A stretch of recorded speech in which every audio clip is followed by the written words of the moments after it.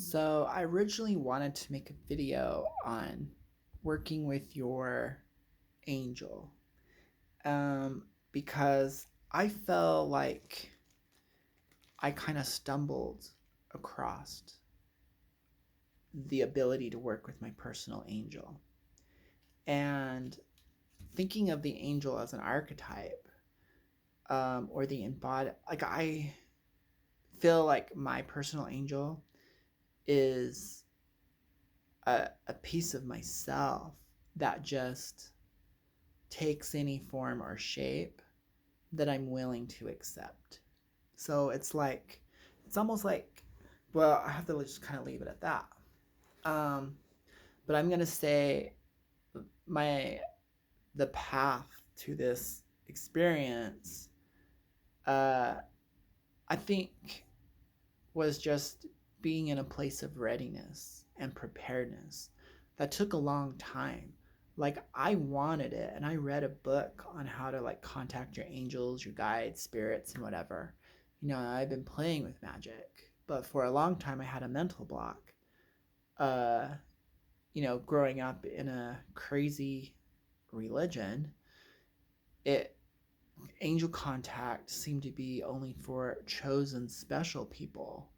And you're a sinner and you're a mere mortal, and God is this evil thing. So the whole storyline, the mythology of this like religion that I grew up in is good luck, or being able to access something good uh, means you probably are in a bad situation you can't handle. So then there has to be some magical intervention. I'm gonna say like a near death experience. Maybe you went through a car wreck and then angels saved you. So these extreme cases, uh, which then justified, God taking action. These miracles to renew your faith. All this weird, intense stuff. And for me, it really wasn't like that. It kind of happened at the same time when I was having, I would, I'm going to call it like a third eye awakening, or I don't know. I've always been able to see at different levels of reality, but it really wasn't associated with my brow chakra. That was more just a natural ability I had with my actual eyes. So, hello, Pisces. Shout out to all Pisces who may have some extra sensory perceptions. So, with this type of contact happened, it was this long, drawn out process. And I feel, and so I call this angel character, which is always shape shifting. I've noticed it shape shifts with my moods, like with my personality, with what I'm kind of embodying. I might wake up feeling a little bit sassy. I might wake up feeling a little bit, I I got everything under control and I'm a rebel. And so I feel like that character shows up in the appropriate emotional colors. So for me, color is a big deal. And I've always worked as an artist. Like, I'm an artist, as a hobby. And so I feel like these higher powers, these forces, pure consciousness, archetypes, whatever, it works with what's available. So the information gradually turns into vocabulary, a voice, sentences. It works with colors, patterns, and an image. Everything. So I would say it's all pure consciousness, it's all one. And I'd almost dare say there is actually only one angel. And that angel is a reflection of your higher self slash God. If you need to call it different names and it needs to perform different functions, if it needs to do a wardrobe change or multiply itself and do multiple wardrobe change, if you need a whole cast of characters, the one source can do that for you. It can be like Jan. I can do that. I'm every one and everything anyway, so it's not hard to make 7 angels just for you, to delight you. Because what else would I do in eternity as your big daddy but stare over your crib and send you cute little and fill your crib full of stuffed animals? Some kids just want one and they have a favorite, and there you go. Other people want three or four or five, or they want to collect a dozen. I had a friend and her daughter collected like over 100 beanie babies. So if you need 100 beanie baby angels, there you go. Some people like a lot of, and other people it's really one is enough. Just give me one awesome one and I'll be good. So, and I'm being playful with this on purpose. Uh, to lighten the mood and the seriousness of it, because people, when they kind of get spiritual, they want it to like justify their reality. They want it to be a big deal, you know and it doesn't need to be. um the angel that's appropriate for you, you're not going to actually find by numbers. It became really popular in the mystery school. We'll do some sacred mathematics mixed with astrology, and and there'll be a number code system, and your angel will appear, and everyone wants to know which one was their angel. And I was like, this just doesn't seem right for me. So your personality, your natural bent will dictate how your angelic encounters will happen. And I'd say, so for me being an artist, the first thing that really kind of happened, so even though you wanted it, that might not be the lesson you're learning. Like, you can't, you're in chemistry class, so you're stuck in chemistry class, you know, or you might be taking a whole bunch of different spiritual classes in your mind. Like, I'm just saying, it's written in the curriculum. You have a whole year or you have a whole lifetime. At some point, you have already wrote in, and this is the point in my life where I play with angels, and this is the point in my life where I play with magic, and this is the point in my life where I get in a 3D relationship with my sweetheart. We kind of like write in our own scripts. So if it's not happening now, it's just not scheduled yet. So be patient, because when it's scheduled, there's no way around it. It's going to happen. So it started happening for me. Like, it seemed like every time the moon was in Scorpio or there was a full moon, I would just start to see this like golden light.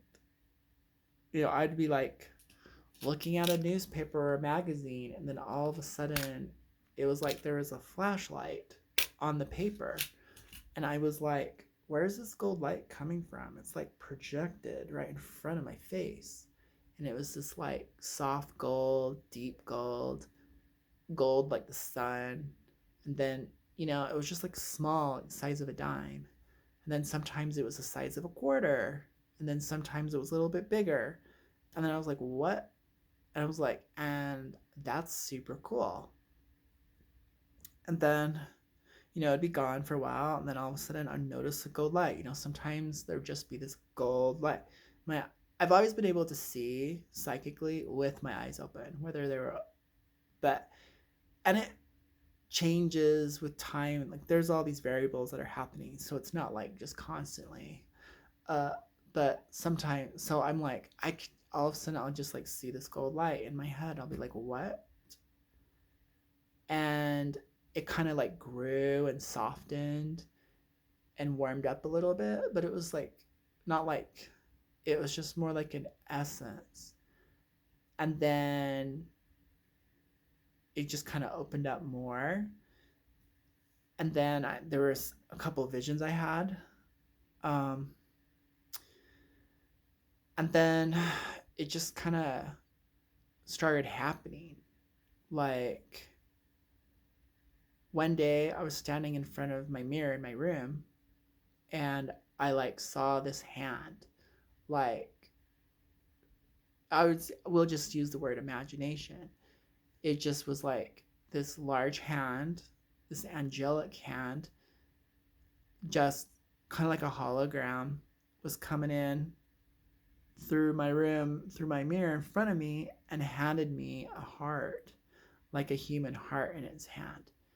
And when that happened, I knew exactly what that was all about.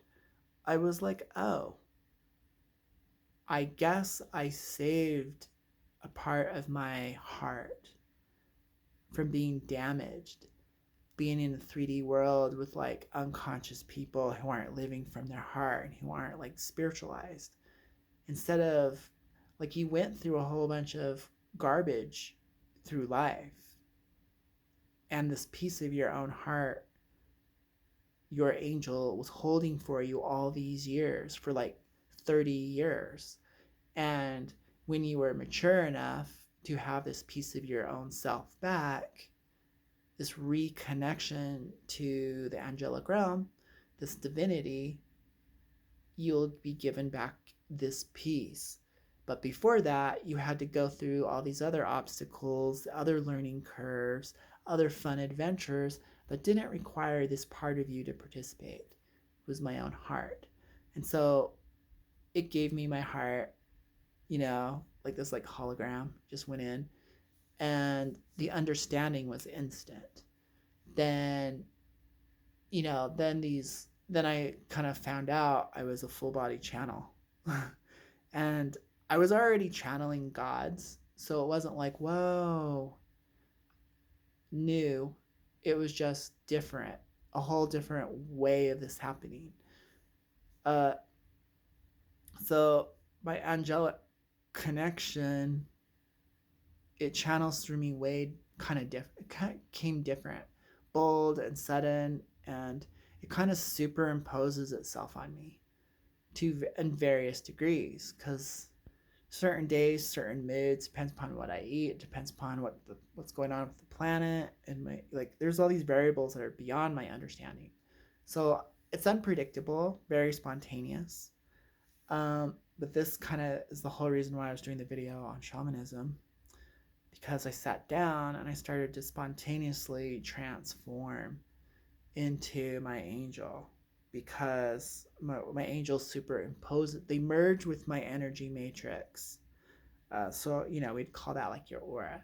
When they start merging with you, uh, the same structure, uh, they start to mirror each other. And so it's like liquid crystals.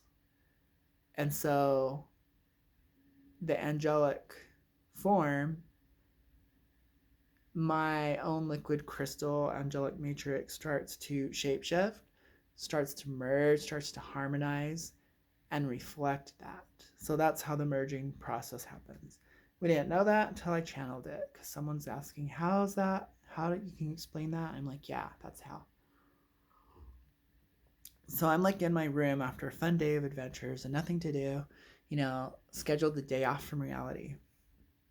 So, and I start to what I call shamanize, and I start merging with my angel. And kind of like before this all this romanticism happened, and crying and sorrow and feeling love, and like, so my angel is a romance angel. So once again, your angel is going to be part of your personality. It could be something you need to integrate. Like maybe you put love and romance and beauty and artistic expression on hold. So of course your angel, this golden shadow, the light of you, is going to maybe take those forms and be a source of inspiration, like a muse. So that's how it is for me. So it's not going to be like really far off. Like if you really don't know yourself, then it's going to seem like, whoa, a science angel, microscopes, biology, and data and mathematics, and I want to go to school, and then all of a sudden, you know, because you were denying yourself for so long, it was completely, then you're going to be like, whoa, it took a whole new direction in life. But I think for a lot of us, it's just going to manifest as something easily understandable. It's like, of course, my main angel one has been influencing my whole life. I've always been able to see this golden energy. I've always been interested in art. Um, and of course, I was born into a religious family to pre program me to upload the archetypal image of an angel. And honestly, because I have my Pluto in Libra, I think the only reason why we're alive is to be in deep romantic relationships. Like, I live for love. And if that's not happening, then I don't want to play. I'm like, what's the point of all this music? If you look at my playlist, it's all like romantic music, different genres, but there's elements about love. I'm like, yeah, there is nothing to sing about but love and romance, you know? uh, it's not like dirty sexual, which I think is actually uh, what people are trying to get. And so, they want the love, they want the unity. And so for me, love is experienced as merging. Go figure. When you're a full body channel, it's merging of mind, body, and spirit, merging with source. And that's also a Pisces thing. We merge. So merging is an ability. Uh, so it was almost like the darkness came, the descent, because I was feeling dejected, hopeless.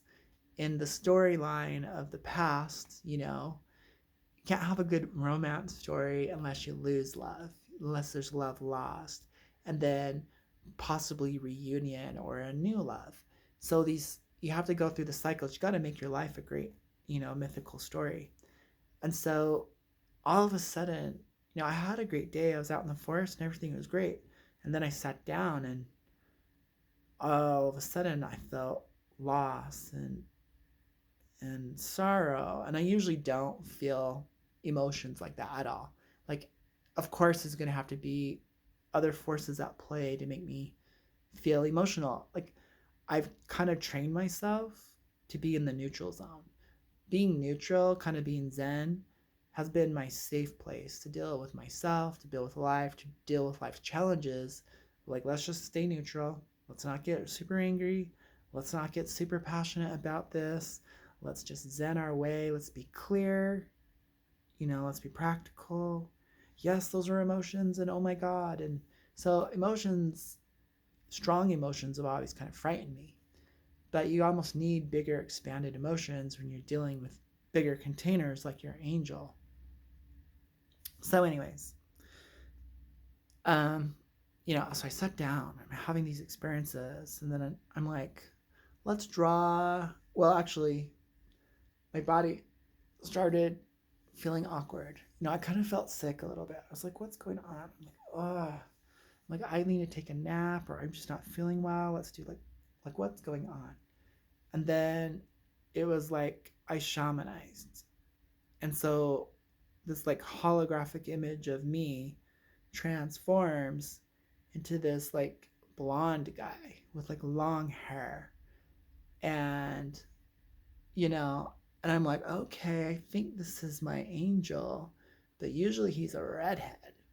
And now he's this like kind of shimmering gold blonde with like white skin. And I'm like, is this my golden shadow?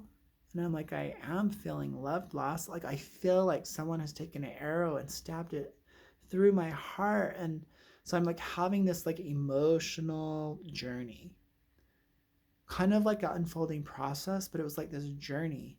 I'm like, I have been feeling this pain in my chest for like 2 weeks. It feels like someone has just stabbed this arrow in me.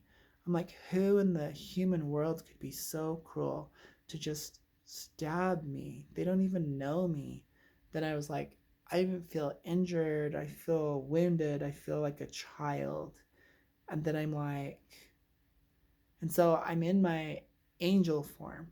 And I'm like, and I go, the hardest thing about life wasn't all the hatred.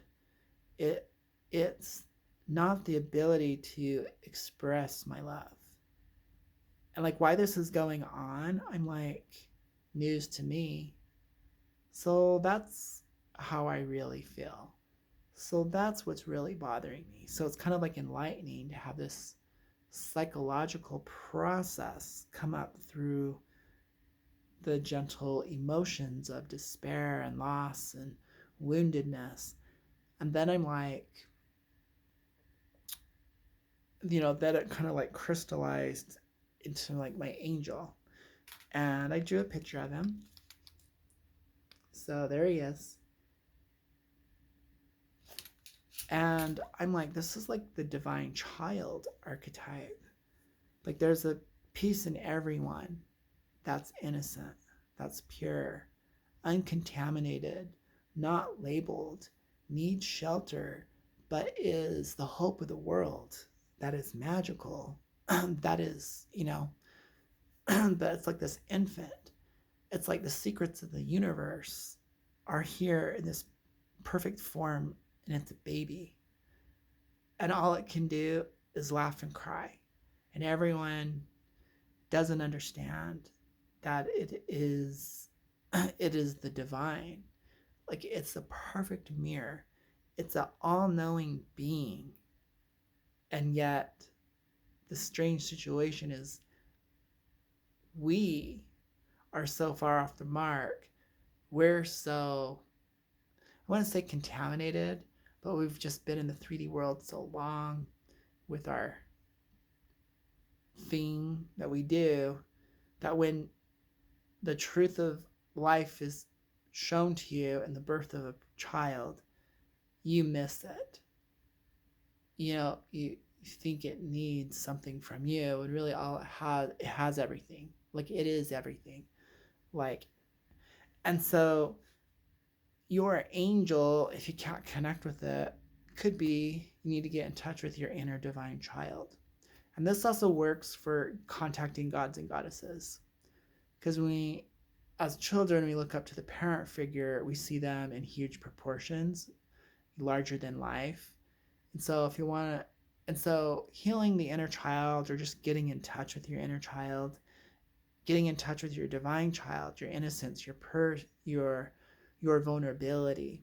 So if you have vulnerability issues, if you always need to be strong, if you're afraid to acknowledge to yourself that you feel things really deeply and they deeply affect you, that just getting in touch with your divine child. So feeling guilt and shame, feeling wrong, self-criticism, all these negative emotions. You would never do that to a newborn baby.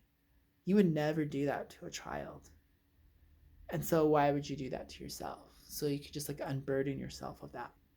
So when you think about the angels, obviously they live in a realm of no judgment. They live in a divine state, pure state, a clear state, a, a deeper understanding of how everything works, a timeless state. So that's why there's like no judgment and criticism, and there's love and there's compassion, and there's like, so if you can't be that for yourself, get in touch with your inner child so you can. But then all this is going to be in alignment with your own story of your own childhood and what your personal gifts are. Everyone has gifts. It might be, I'm really good at doing the 3D. I go to work every day with a smile on my face. I cheer everyone up and I pay bills. And you know what? From my perspective, you're my superhero. You're so talented. You're so useful. You make the world go around. You're the best citizen, and you're better than someone who's a professor. You're better than someone who's an athlete. Yeah, big deal, you run around the track or you do some flips or you lift some weights. I am way more impressed than the person who does the laundry every week and folds it and makes it look good, who knows how to cook a meal. So do not underestimate your talents and how you serve the world in such small ways.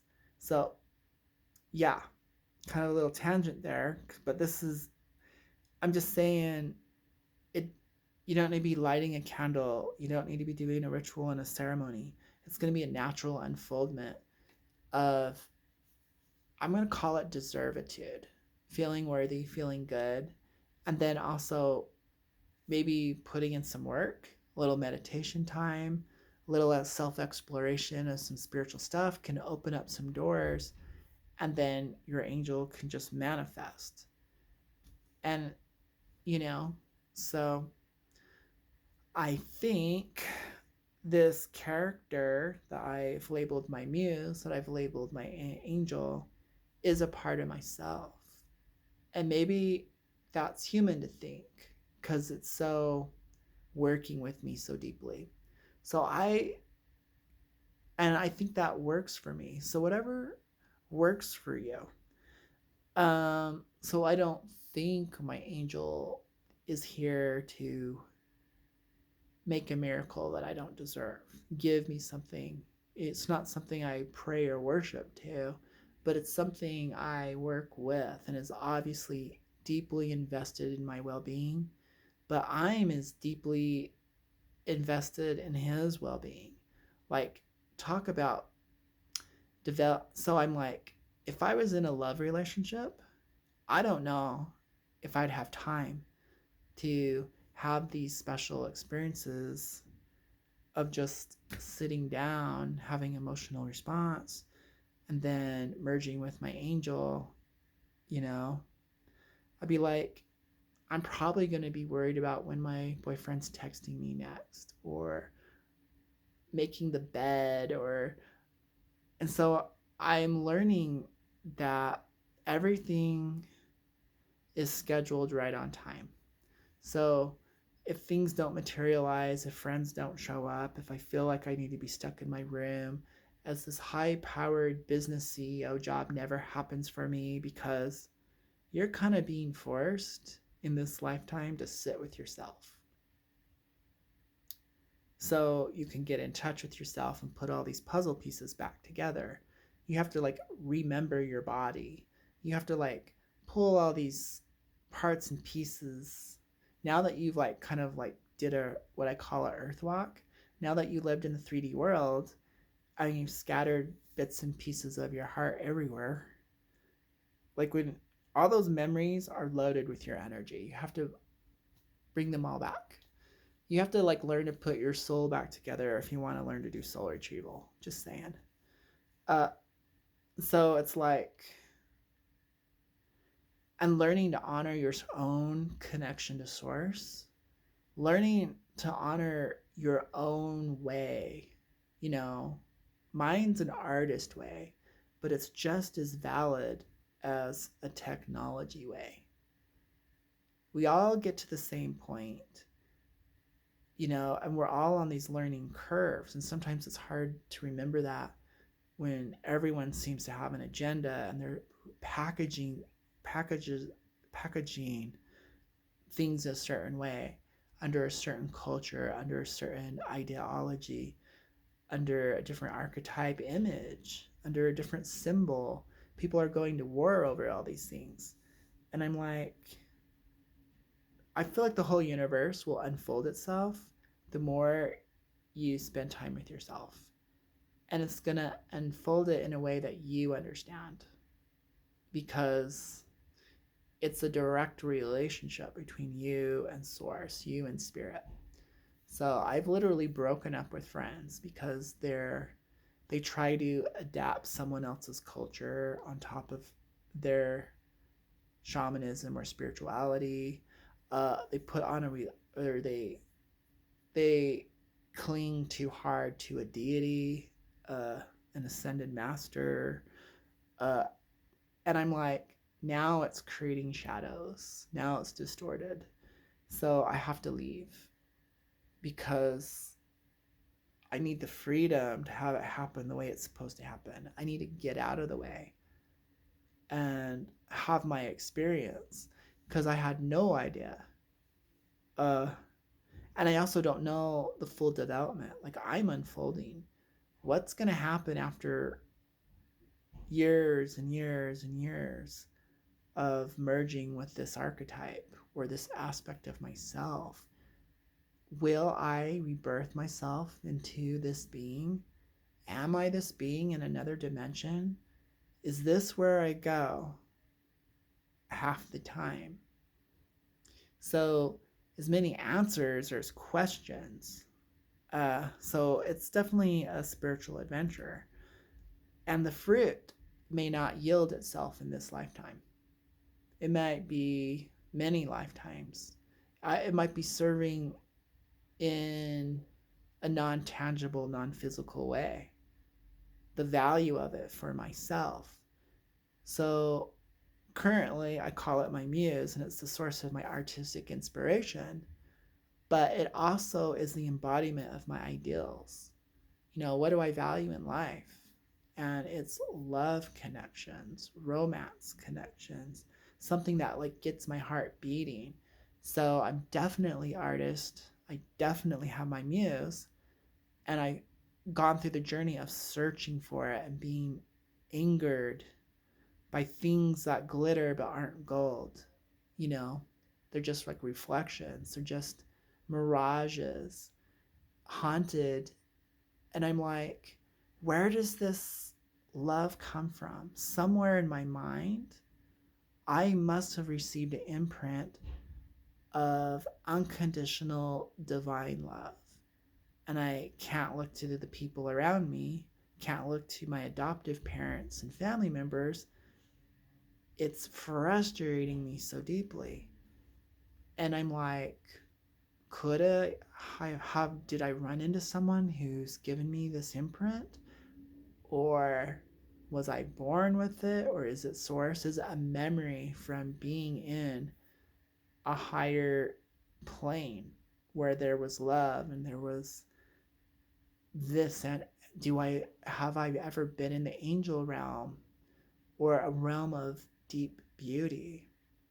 Is that why I get so angry when I'm in my waking life and I look at our world? And now, do I stop getting angry and become a source of beauty? Do I deliver beautiful thoughts, words, and messages? Do I inspire? Am I the light? So, just by having a few encounters, there's a whole plate of stuff to look at, process, digest, unpack. It was like, I didn't, like, whoa, that's a lot. Yeah. What world do I want to live? How out, in my personal world, what am I creating? Who am I really? Where do I come from? All that happens just because I sit down for 5 minutes and have, this golden shadow, this angel, this everything, all this good that was repressed, whether I chose it, whether